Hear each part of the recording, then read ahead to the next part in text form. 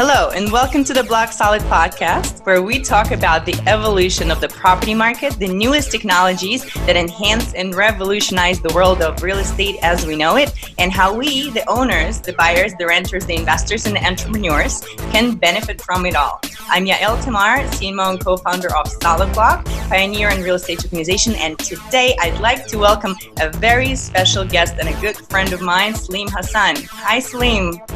Hi, Yael. How are you? Amazing. How are you? Very well, thank you. Thank you for having me on your show. Absolutely. I mean, we met, a week ago? And I feel like I've been out of Dubai for way too long. Welcome back anytime. Thank you. I mean, I remember when we met, you told me how you fell in love with this country of, initially based in the desert and now with these amazing skyscrapers and businesses from all over the world.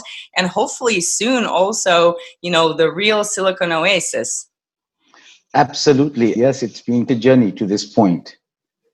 So Sleem, I'd like to talk about your background a little bit for our listeners so they also get excited about you as much as I am. So Sleem is a financial entrepreneur with an interesting wide global background. He was born in Fiji to Pakistani parents, raised in Nigeria, Oxbridge educated. He worked with the Japanese in Nikko and is now a resident of Dubai, UAE.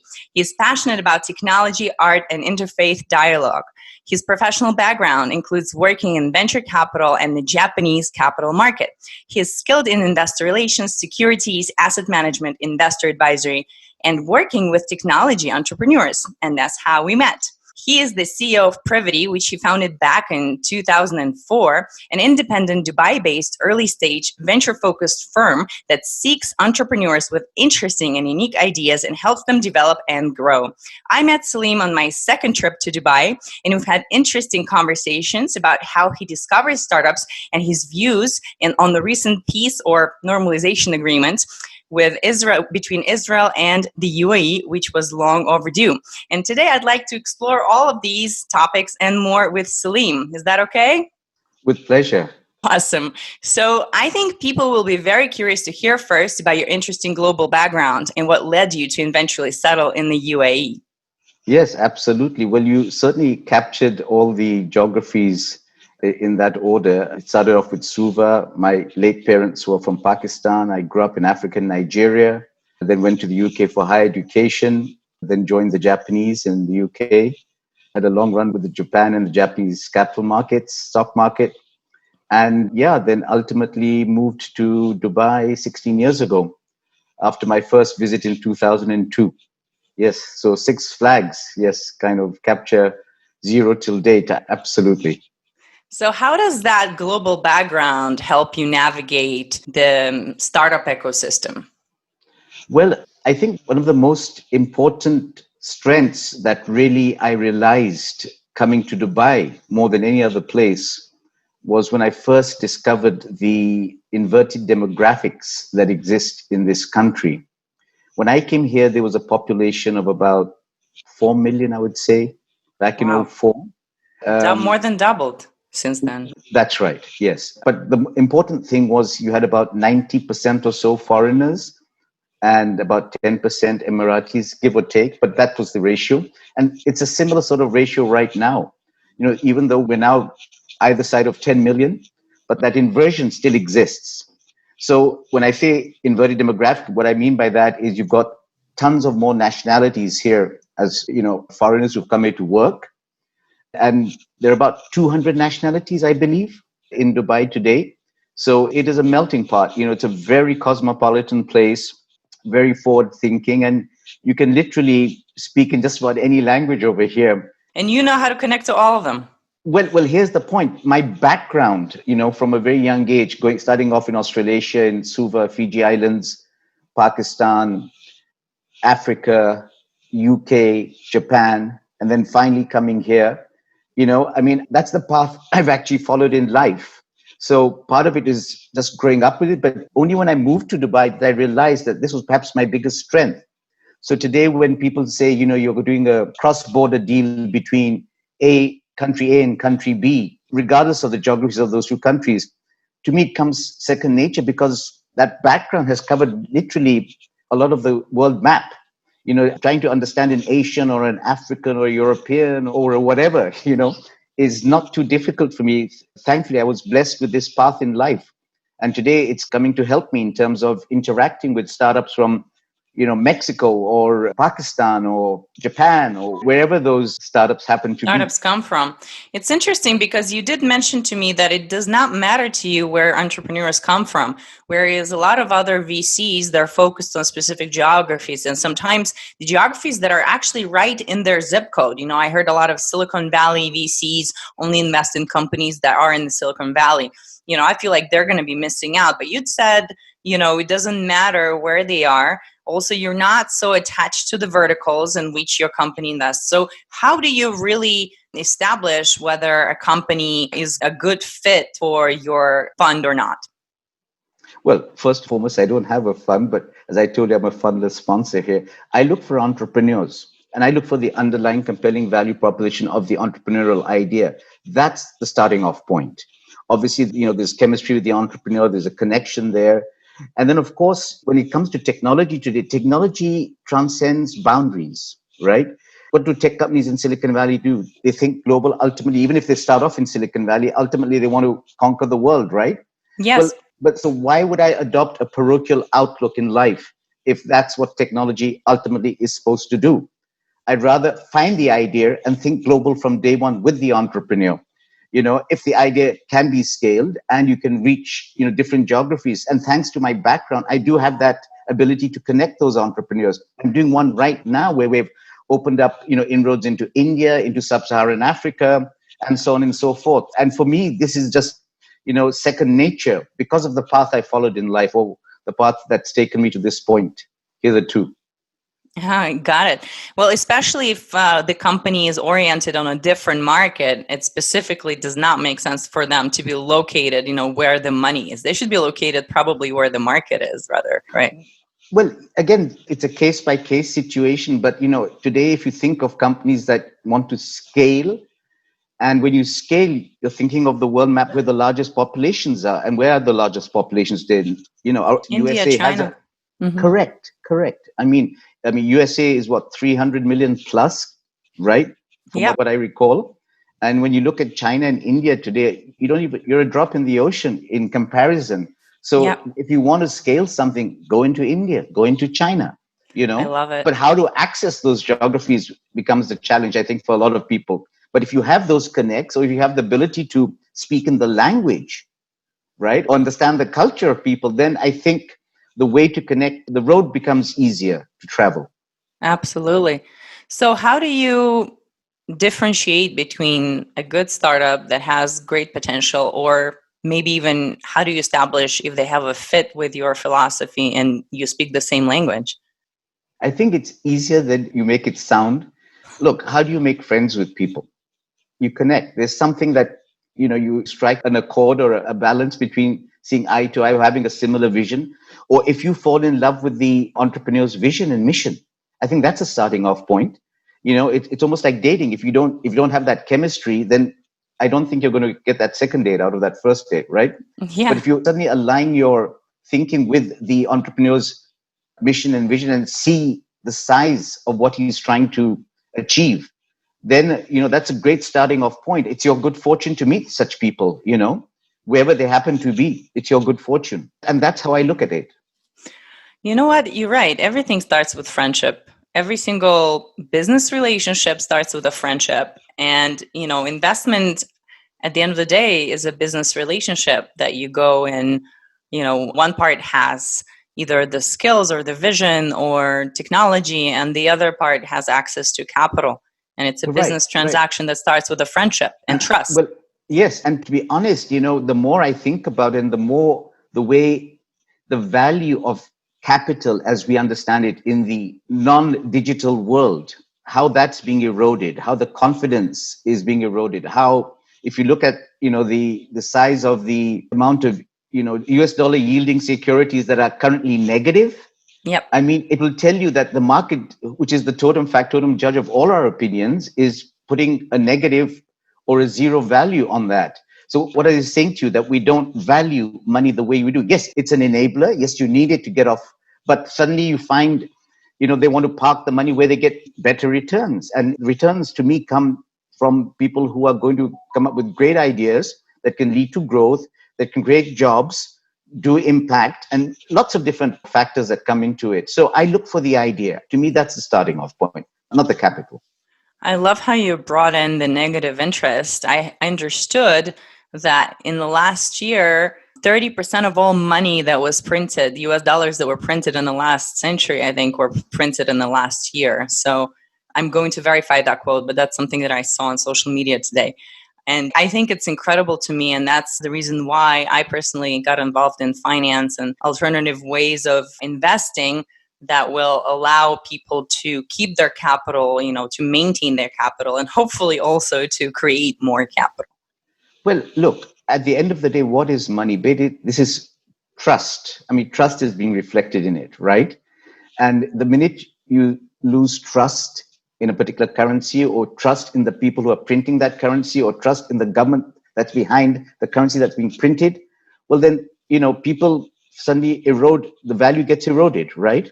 It all comes down to the trust, the confidence level you have in that particular asset class. And money is an asset class, right? So surprise, surprise. I mean, Bitcoin prices are suddenly soaring through the roof. It doesn't surprise me. I'm sure the couple of questions I noticed in the script you sent earlier, I'll touch upon that when we get to that point. So once again, I believe in the power of networks or platforms. I believe in the power of great ideas. To be that's where the value resides. And that's what I want to focus on.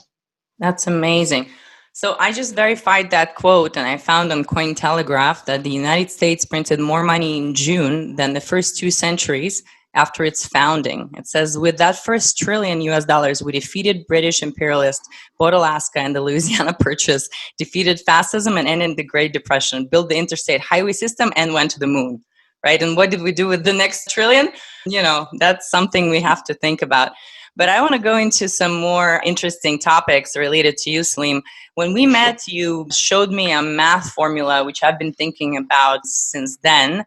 And I know that you have a background in mathematics. You studied under some impressive scientists. And I would love to hear more about your philosophy in business as it's related to math. And can you please share it with our listeners?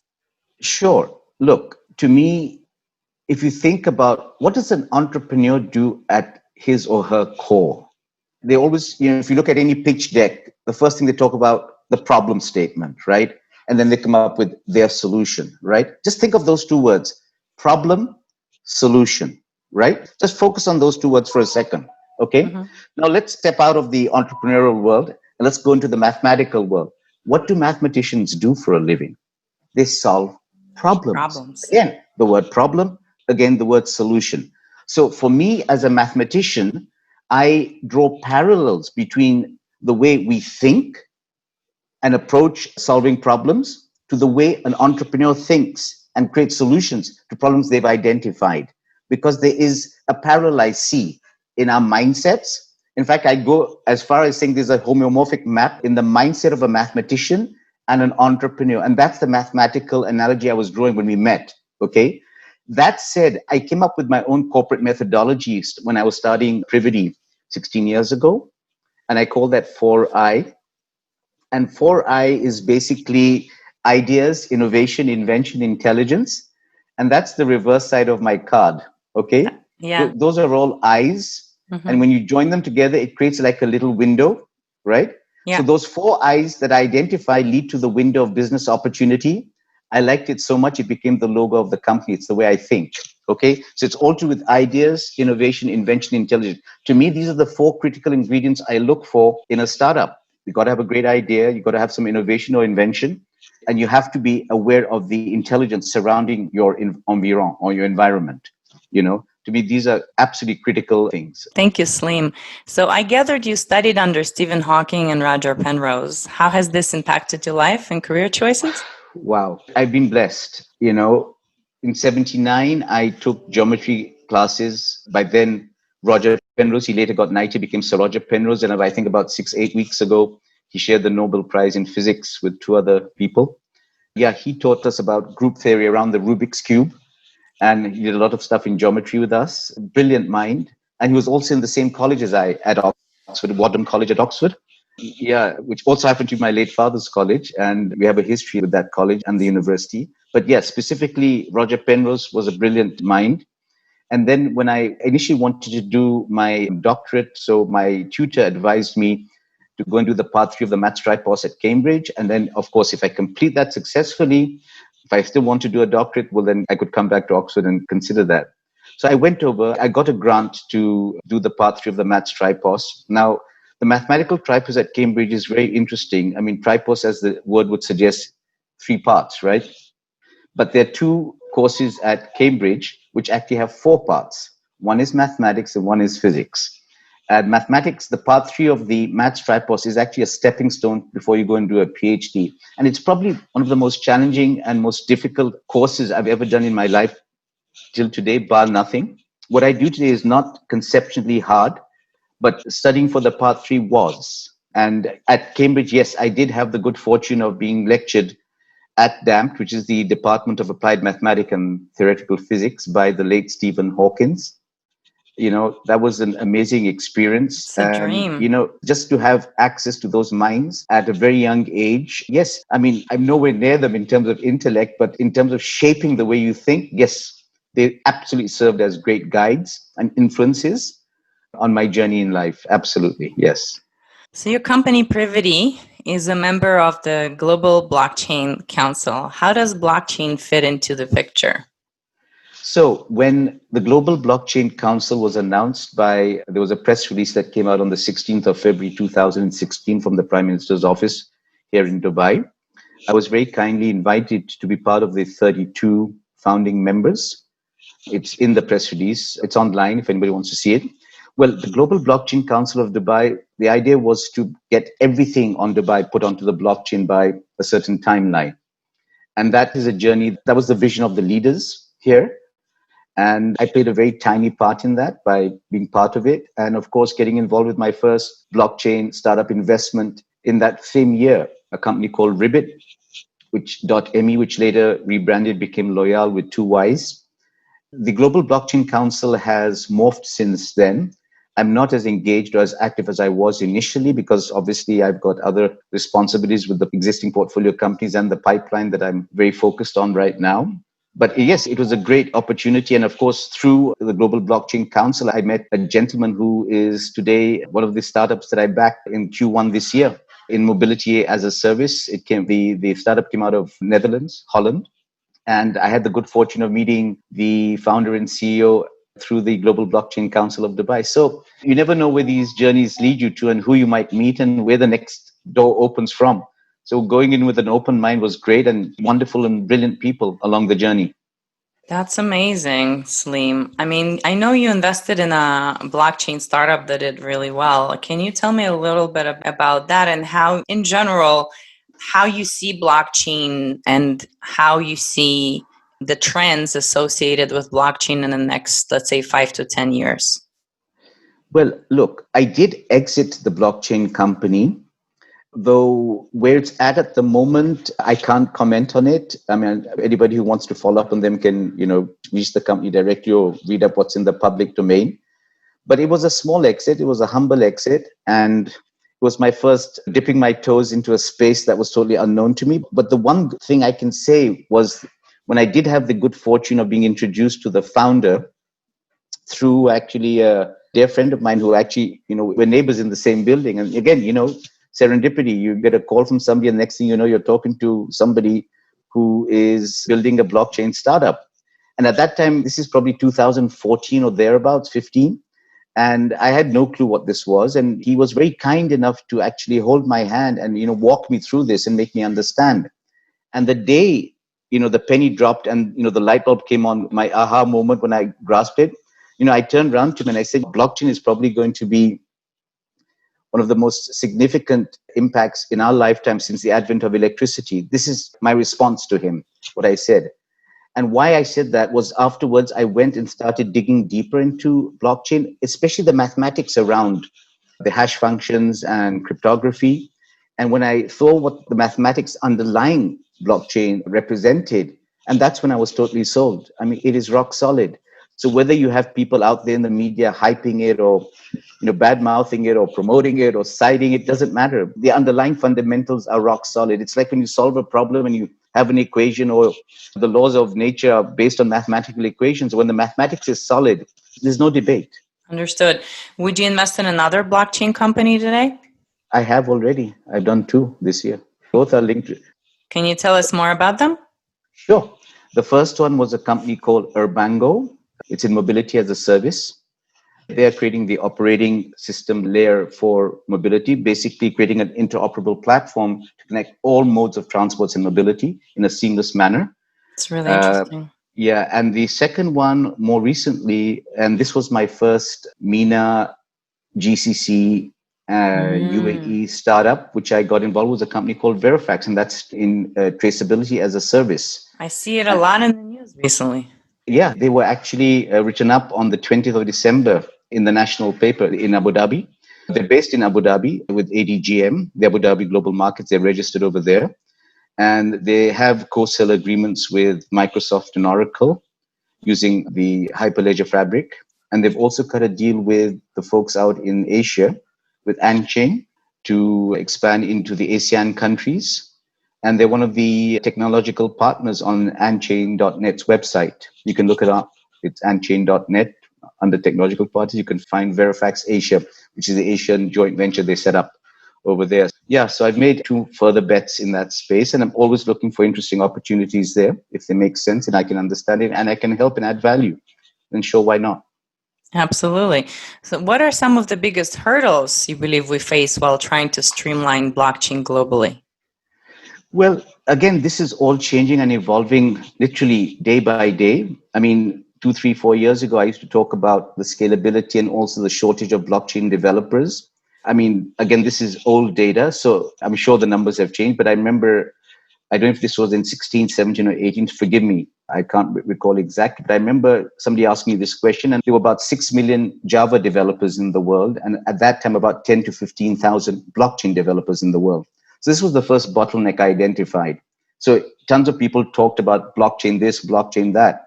But it's like, who under the hood is going to do the wiring and actually build those blockchain platforms? Since then, more and more interest has come. People are developing schools, training, learning. So I believe, there will be a time when you'll have a plethora of blockchain developers in the world, just like you have Java developers.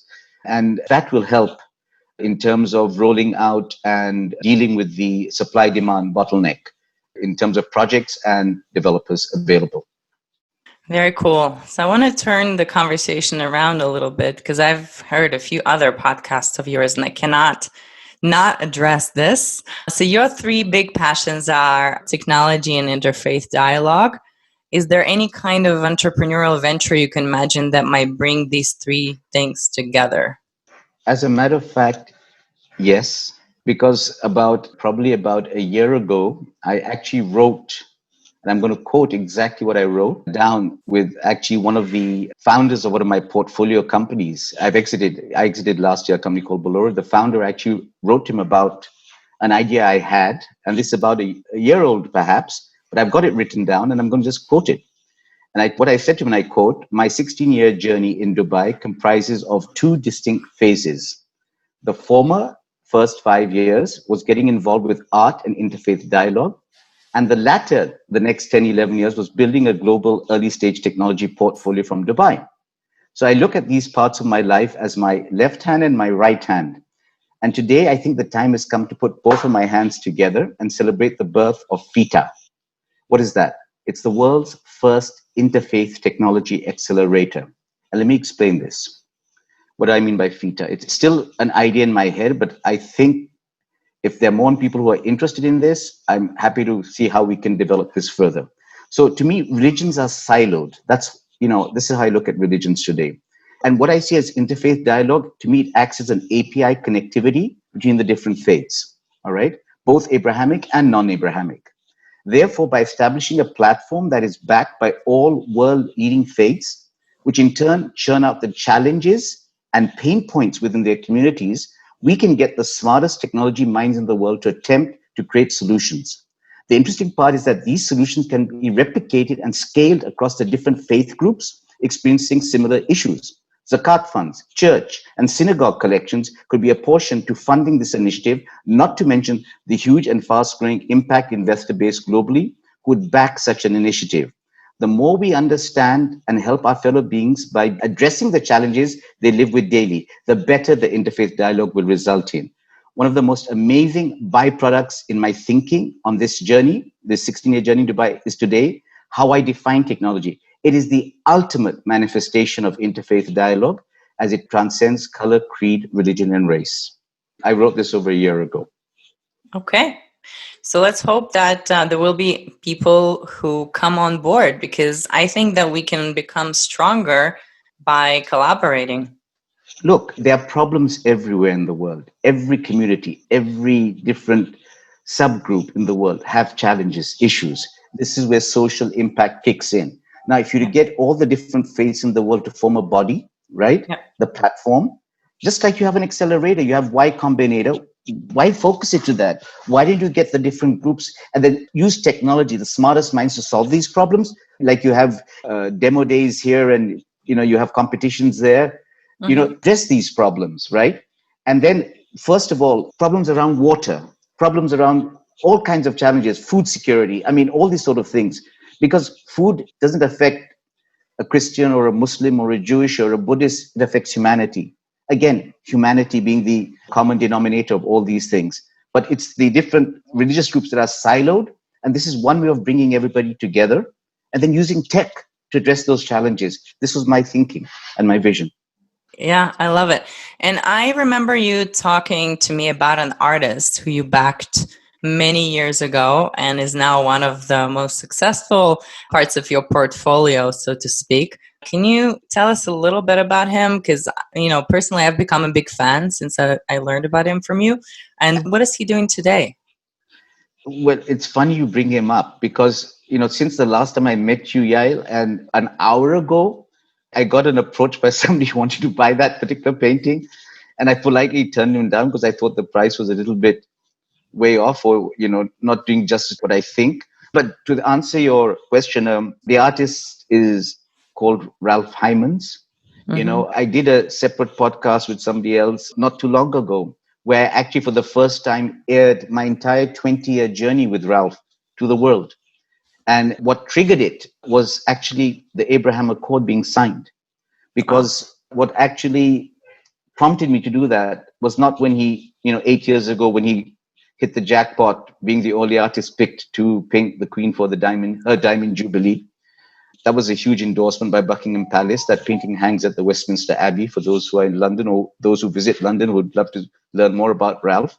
But it was when the Abraham Accord, got signed, I thought it's perhaps the first time the story should be told to the world, because what happened 15 years ago, and when you see the image of the dialogue, it speaks for itself. In fact, Ralph actually documented what the circumstances surrounding the dialogue and how it all unfolded in Dubai 15 years ago when he set foot here for the first time, when my tech business hadn't really taken off, but I did a couple of entrepreneurial things, and one of them was partnering up with Ralph. And yeah, he remembers that day very, very well when he brought the painting. And, because of a particular image in the painting, we were told we don't want it anymore. Or the commissioner did a total, what I call a volte-face, meaning an about turn. And I lived that moment in Dubai, and I stepped up and I told Ralph, I'll acquire it because I saw it differently. And I'll always see these things differently because that's the way I've been brought up. And fast forward 15 years later, I don't have a crystal ball. There's no way I can tell you what I'm even going to do tomorrow. Forget about 15 years from now. It's all there. The world can see it, hear it, listen to it. Yeah, that is super, super interesting, Sleem. I love art, and I looked at his paintings online. I saw the Queen painting, actually.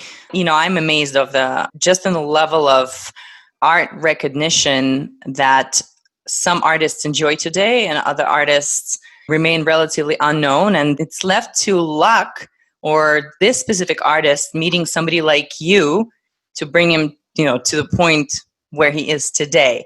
And I was always wondering how blockchain technology can help, let's say, bring these artists to the world in a better and a more streamlined or more effective fashion, right? So Well, that's look, I'm sure there's a role for blockchain to play, be it in the form of fractional ownership. And there are a few startups that I've come across. Mechanis is one of them for those who are interested to learn. I mean, I did have the good fortune of meeting the founders, and I thought that was a very interesting approach.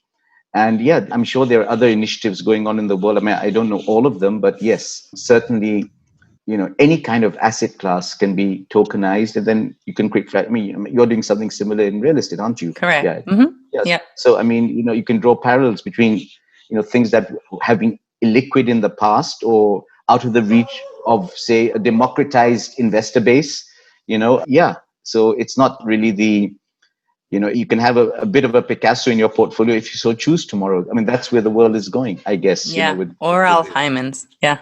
Thank you. Thank you.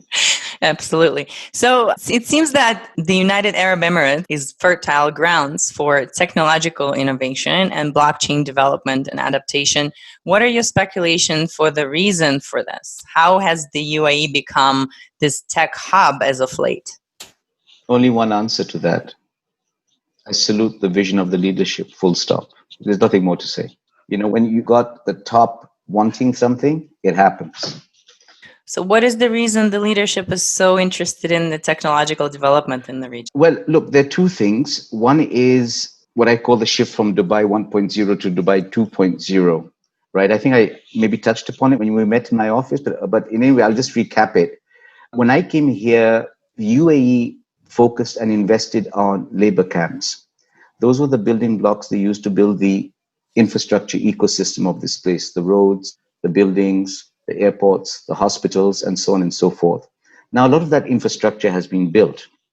And they also realized that oil will not last forever. So there has been a move to diversify away from hydrocarbons. They set up Masdar, a center in Abu Dhabi, to focus on renewable power, renewable energy, and so on and so forth. And also they decided to focus on the entrepreneurial ecosystem and technology and stuff. And then there's also, I think, a second and more important thing. There's a strong youthful population across the MENA. And I think job creation is very, very important. And I'm sure this is on first and foremost on the minds of the leadership. In fact, we even have a Minister of Youth appointed in the United Arab Emirates to focus on this, because they do realize that youth are the leaders of tomorrow, and if not the leaders of today. They don't have to wait till tomorrow at the rate technology is moving. You may find tomorrow having a 21-year-old minister in the cabinet. It's possible, very, very possible, if it's not already happened. So these kind of things are perhaps some of the drivers behind reasons why technology is being chosen. And what I said, and I quoted 16 years ago, and I use that in some of my presentations today, to me, it's the only discipline I've identified that has the ability to alter our ways of life, whether we choose to embrace it or not. Even religion can't do that. And by that, I mean very simply, it's the one thing in life I've identified that doesn't give you the luxury of choice, Yael. Everything in life, you have a choice. Sadly, technology doesn't give you that. You either embrace it or you're dead. So, this is how I look at it. That's actually a great segue into the COVID conversation, which dominates the majority of everything today. And the funny thing, or the ironic thing, is that I just read an article about the biggest winners of COVID, right? So there's millions of people who died. It's so tragic. And here we have a Silicon Valley article about which technologies or companies have gained enormous amount of capital or, recognition and publicity for that. So it's kind of like a double-edged sword over there.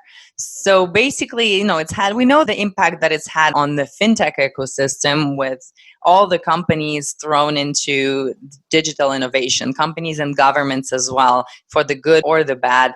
And you just mentioned that when you don't embrace technology, you stay behind or you die. So how do you see things emerging over the coming year as we're coming out of COVID, hopefully? Look, I mean, there've been all kind of alphabets thrown at the kind of recovery. Some have said L, some have said U, some have said even K. I'm more in the K camp for the simple reason, and I've used this, Dickensian analogy in the past when I spoke at the Global Blockchain Congress in-person first event in Dubai that emerged out back in September. was they asked a similar question. And I think it's quite apt. If anybody's read, Charles Dickens's book called A Tale of Two Cities, I think the first few sentences there says it all. It was the best of times. It was the worst of times. It was the age of wisdom. It was the age of incredulity. He was comparing the UK and France at the time. And to be honest, this resonates. As a child, I remember memorizing all these verses. But when I look at the world today, especially with the impact of technology, what it's doing, some places it's the best of times. Some people have had bumper years, and some places have the worst of times.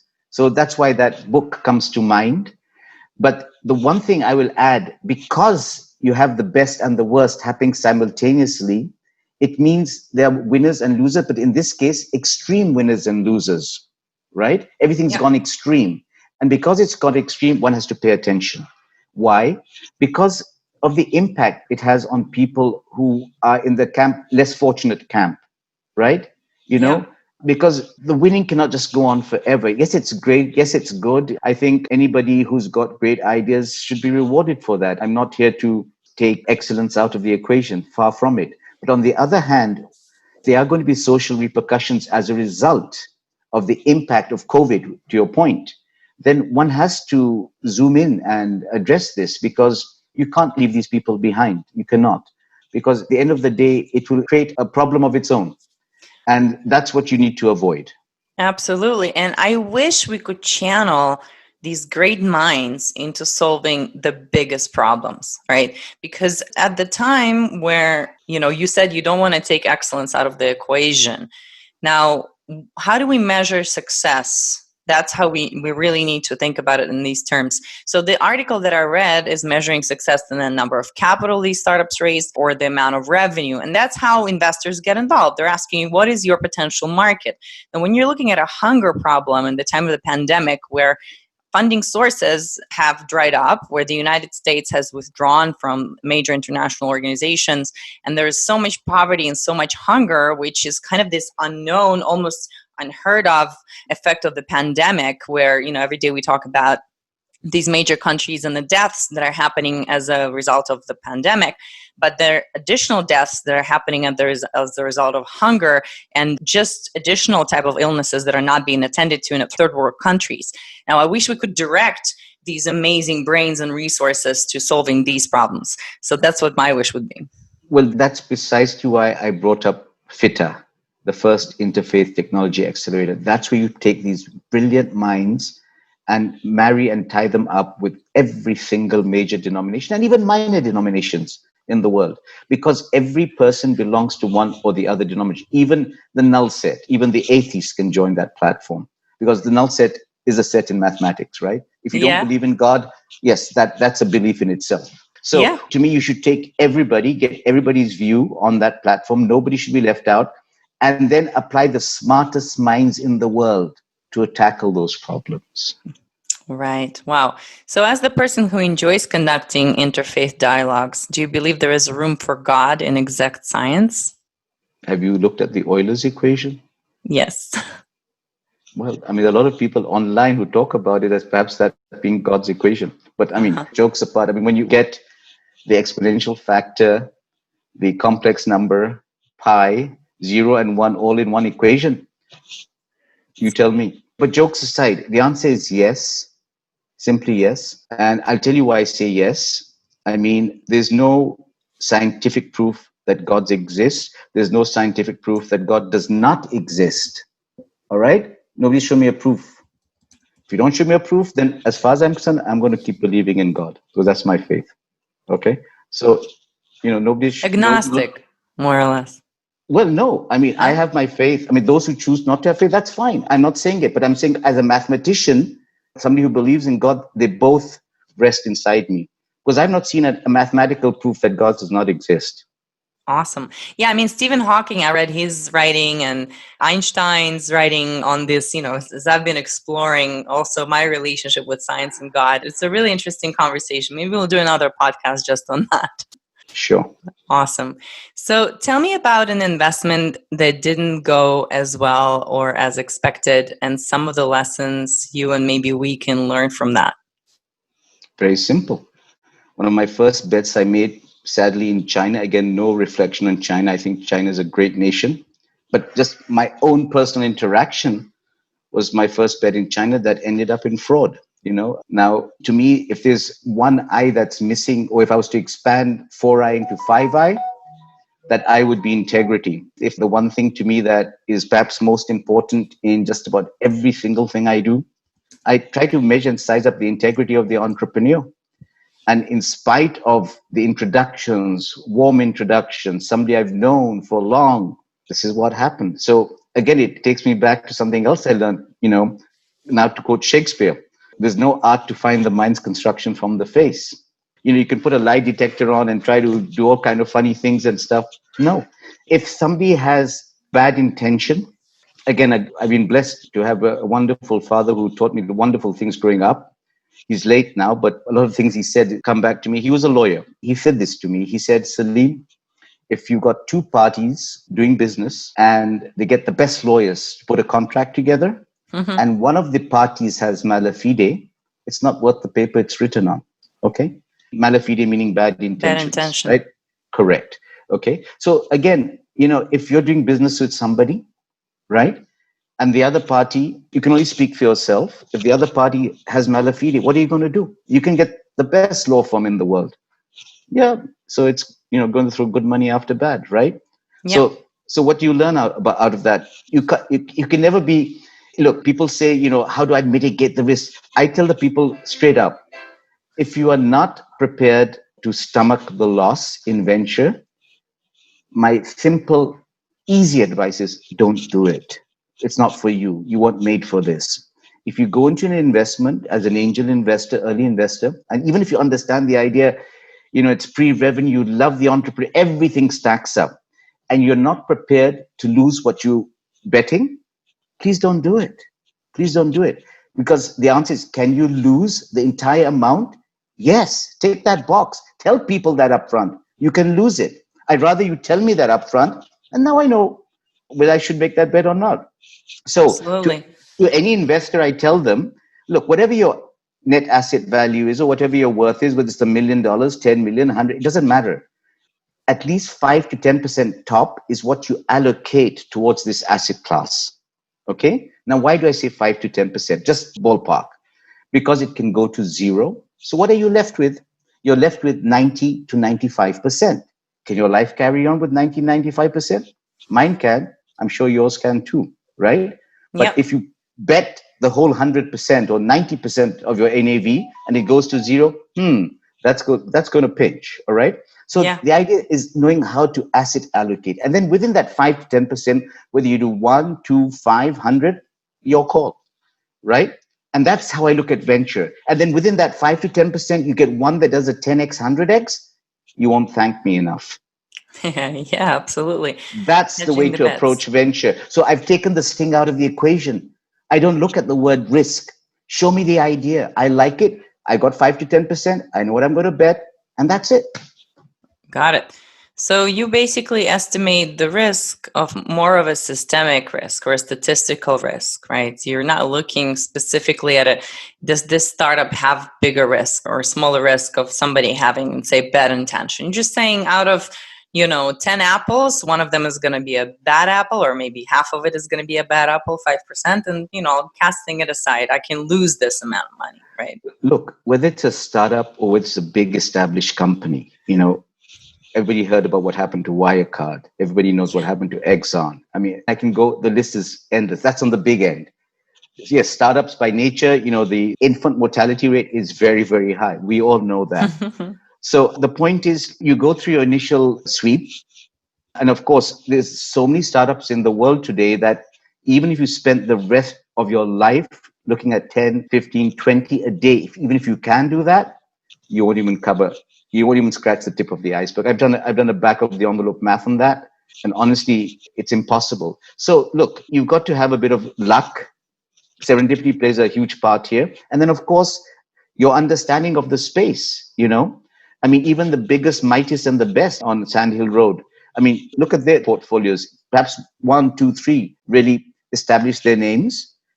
Those who are early investors in Facebook or Google or, you know the names. I remember once looking at Kleiner Perkins's first fund. I think it was Genentech that actually, they whacked the ball out of the park, and many of the others were also ran. But that's my point. You won't make all the companies winners, but if you can get higher batting average in terms of winners versus losers, then yes, you establish your brand. And then, of course, more people get attracted that you were in a position to identify more companies that won than that lost. And on balance, then, that gets reflected in your brand. Like anything, it's a track record that speaks, right? So what can you advise to other people who invest in startups or just starting out, let's say? What's your best advice besides prepare for it to go south? Well, I think I answered that, and I'll reiterate. I think that's the first thing. Look, if you're not spending 24/7, 365 in this space, then rely on people who are. And if you or invest your own time and learn it, nothing's stopping you, right? But there are some people who are in the trenches 24, 365. I've made it my mission till my last breath to do this. Now, if there are other people who can stand up and say the same thing, great, talk to them. But that's what I do. Follow people like Sleem, follow people who invest for a living. This is not a pitch to anybody. I'm just sharing my mind because you asked a question. By God's grace, I have my own approach to life. And part of it is spiritual, yes. And part of it is mathematical, yes. And then part of it is my sheer sweat of my brow. So, those three things I put together and then, have my own approach in life. Now, have I batted any out of the park as yet? No. Do I hope to one day? Fingers crossed, yes. And then hopefully that will, establish my brand further, But till that point, I'll keep working hard and doing my best to advise or help or work with entrepreneurs. So to the investors, I say, obviously, don't bite off more than you can chew.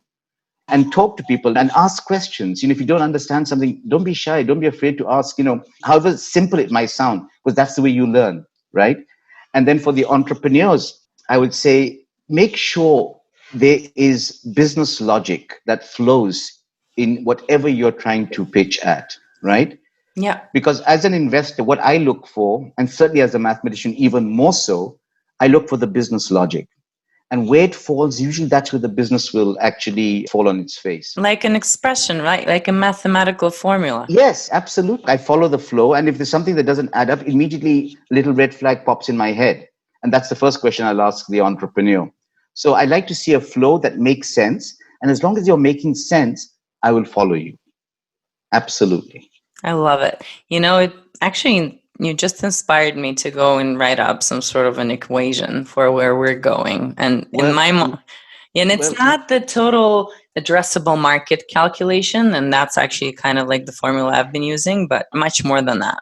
Yeah, if that's an unintended consequence of this podcast, I'm honored more than you can imagine. I'm honored for you to say that. Well, on this optimistic note, Sleem, I'd like to thank you so much for coming on. And it's usual, it's a pleasure to see you. Thank you so much for having me, and long may this friendship last. And please look forward to welcoming you back here in Dubai in the future. And I hope next year, God willing and COVID permitting, I will come and visit you guys as well. Yes, we'd love to have you here. Can't wait to have you here actually and show you around and show you off to all the local funds and VCs and entrepreneurs and friends. We'll have a big event and a big party. Yes.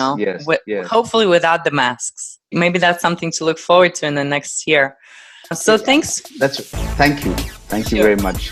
Thanks for joining me on the Block Solid podcast today. And you can find us on Spotify, Apple Podcasts, or by visiting our website at solidblock.co/podcast. If you enjoyed the show, don't forget to rate and review and spread the word.